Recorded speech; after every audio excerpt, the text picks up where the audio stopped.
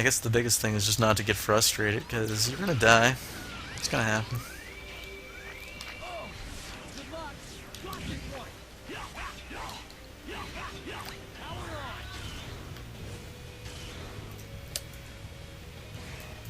Huh, I'm not exactly sure how I just did that. I honestly didn't know you could steal other suits of armor. So see that? In like 4 playthroughs I've learned something new.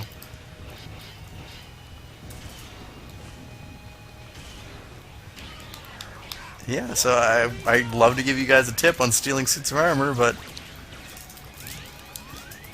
I don't have one.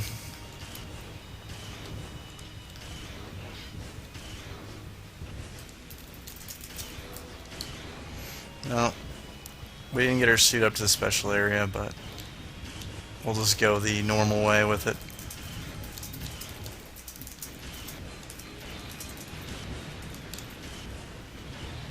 Well, I guess the suit's not going to be coming along, but oh well.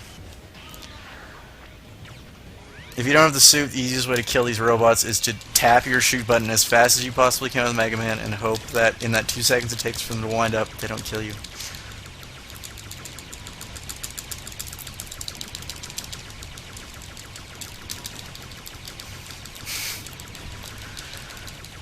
There's a 120, 30 hit combo. Oh, we lost it.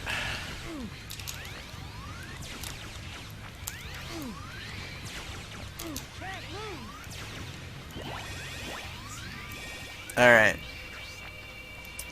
This is the last section before we actually make it to the boss. Believe it or not, this is actually one of the harder sections. At least for me, because I usually fall down that hole every time.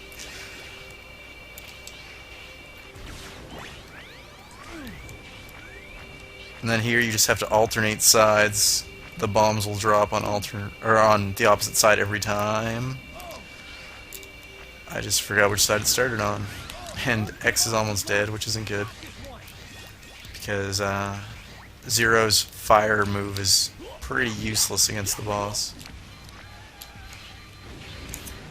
And here we are at the boss. We just have to go up an elevator. And we'll be at Bamboo Pandemonium. That was a very rambling sentence. I apologize for my incoherency.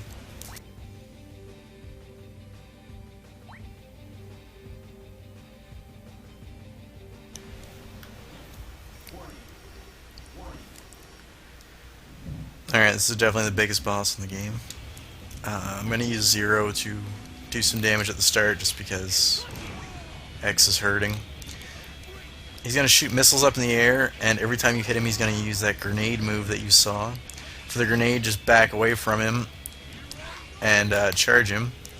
He's also got this bamboo move, which basically locks you in. If you use Melt Creeper you can burn them down, but I was a little slow and he's really close to me now, which isn't good. Because the closer he is, the less room you have to maneuver and dodge grenades and missiles and everything else he flings at you. If you get close to him, he will use that move that you just saw. This is his desperation move. Hurts a lot when it hits. I now have to kill him with Mega Man without getting hit. Which didn't happen, but he did die. It just doesn't count.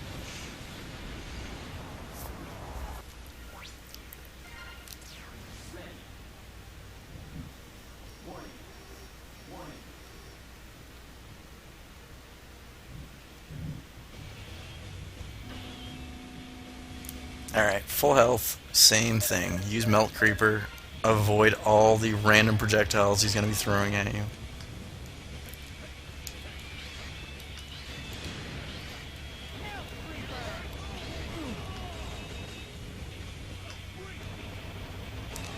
With Melt Creeper, you're going to want to throw it a little early because it takes a while for it to get to the boss. And, yeah, you don't want to waste a whole lot of time with this guy. When he hits you hard. He shoots a lot of stuff really quickly. Like he just killed X, which isn't good at all. He's probably going to kill Zero, sadly.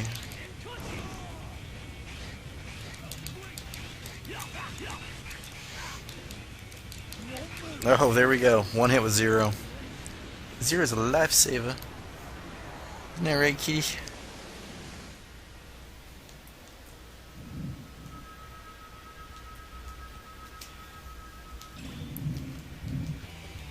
Foolishly, I didn't check to see what time I started recording this, so I have no idea how poorly I'm doing at this point. But we're still gonna keep going. Hope for the best.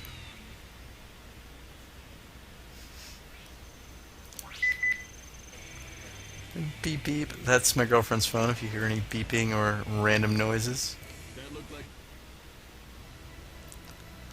Alright, we're gonna buy our retry chips again. Well, 2 of them. And we're gonna be getting weapon up for X. Because that move we just got, the missile, I can't remember the name of it, takes a lot of energy. And we're gonna buy Saber Skill 1 for 0. Okay. The next level is going to be Optic Sunflowers level, which is actually a pretty unique level. I kind of like it. It's got a really hard jump in it, but it's a pretty fun level overall.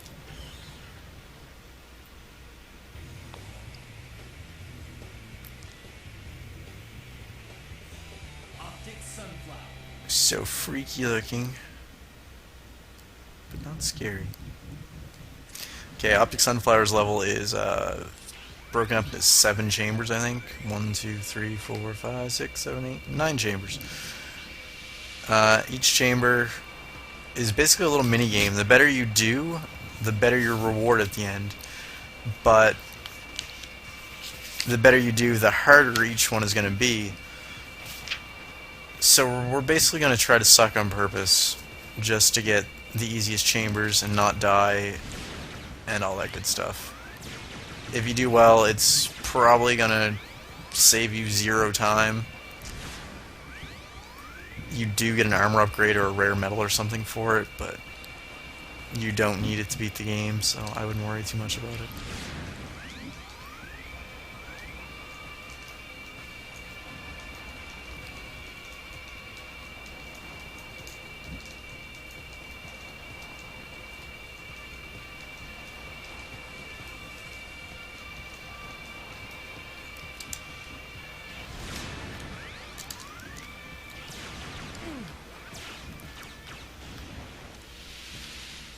Alright. Each chamber is divided by a little room like this. Most of them are really simple. The last 3 are a little more challenging.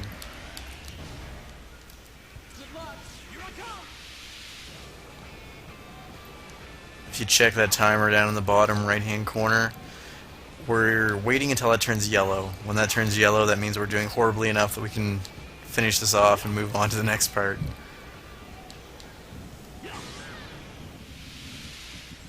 Normally, if you beat it with a white time in the timer, you will advance upward in the chambers, like to the harder chambers. If it's yellow, you'll maintain on the same path you're on. If you're in the middle, you'll stay in the middle. If you're at the top, you'll stay at the top. And if it's red, you're going to the bottom.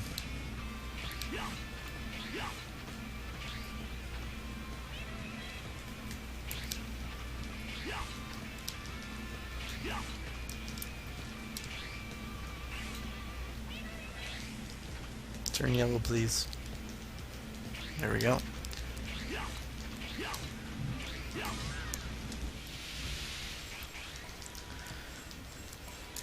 Alright, these chambers are still basically the connecting rooms are still basically straight lines. They do get a lot harder.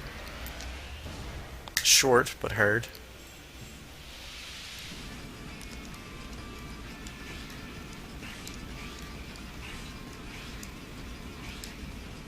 The harder version of this room actually has 2 of these things you have to kill in X amount of seconds. Overshot that one a little bit, but managed to save ourselves.